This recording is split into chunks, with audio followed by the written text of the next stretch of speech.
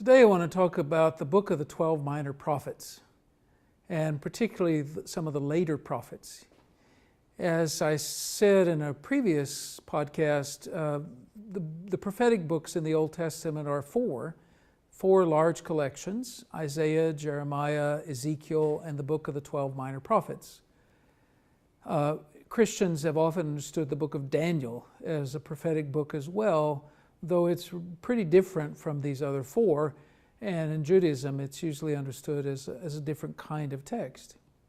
Anyway, the fourth of those prophetic books, the book of the 12 minor prophets, well, as the name implies, consists not of the words attributed to one prophet, but the words attributed to 12. It's really a collection of booklets.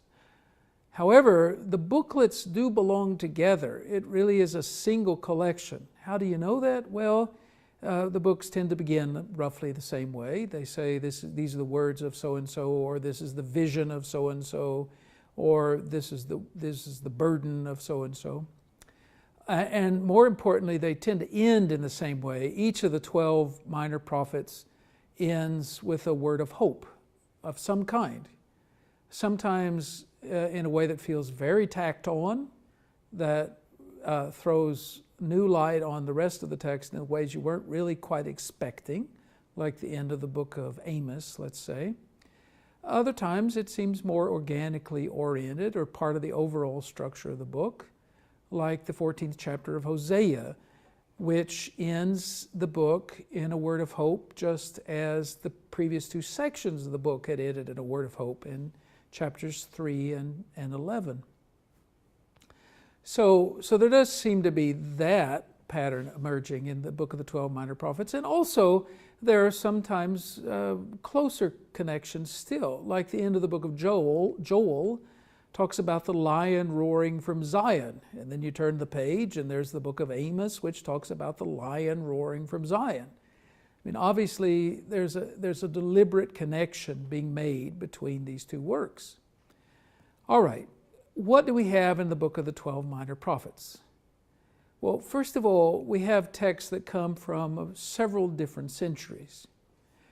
Even the named prophet at the beginning of each book are people from several different centuries.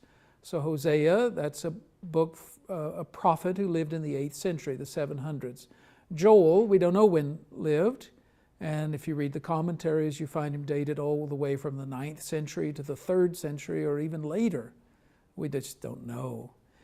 Amos is an 8th century prophet. Obadiah is a 6th century prophet who talks about the destruction of Edom. Jonah Jonah is an 8th century prophet, though the book itself seems to have been written somewhat later. Micah, again, an 8th century prophet. So the first half of the book of the 12 minor prophets seem to concentrate pretty heavily in the 8th century, the period when the Assyrians first began to deport large number of Israelites and to disrupt the social and political structure of really the entire Near East. Second half of the minor prophets tend to be later. Nahum is a prophet who lived, he talks about the destruction of Nineveh in the year 612 BC. So it's very specifically located in time and place. Habakkuk, a little later, also 6th century. Zephaniah talks about the end of the Assyrian Empire and the turmoil of that whole period. And then a skip, Haggai. Haggai dates very specifically to the year 521 BC, as does the first bit of the book of Zechariah. Now you say, well, what's going on in 521 BC? Answer, it's a period of a civil war. The Persian Empire had come on the scene beginning about 539 BC when Cyrus the Great had annexed Babylon and its great empire. By the way, according to Greek historians, at least the Babylonian Empire, which was only a small fraction of the Persian Empire, constituted about a third of its economic activity. So it was the richest and most important part of the empire. Since 539, Cyrus had ruled, and then his son Cambyses, who had annexed Egypt. And then after Cambyses' sudden death, there was a political crisis in which various people claimed the throne. It was finally taken by Darius the Great, who reigned for the next 35 years or so.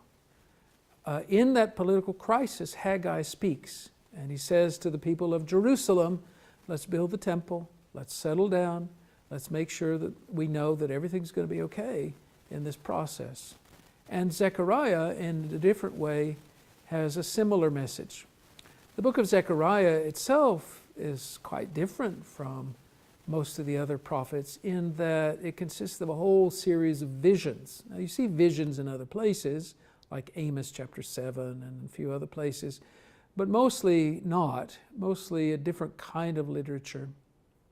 But here we are in Zechariah, where it's one vision after another, and visions that tend to have a lot of influence on later apocalyptic texts like the book of Revelation.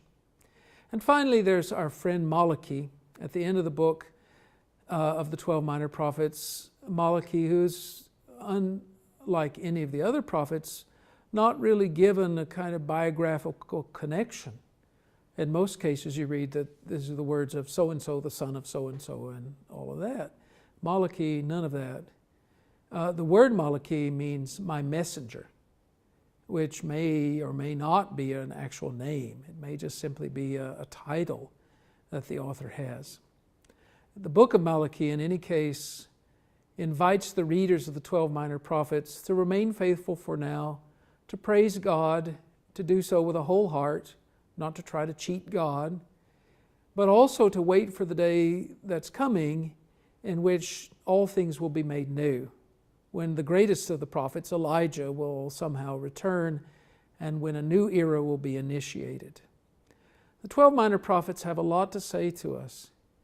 They explore the destruction of the people of Israel and Judah and their exile and their restoration. They try to find words of hope, even in a state of hopelessness. And they do so by bringing together many voices, many perspectives, and many different ways of going at the problem to create a kind of, a kind of symphony of prophecy, if you will. Not just a single voice, but many voices converging in a single song. Thanks for listening. Enjoy the text this week.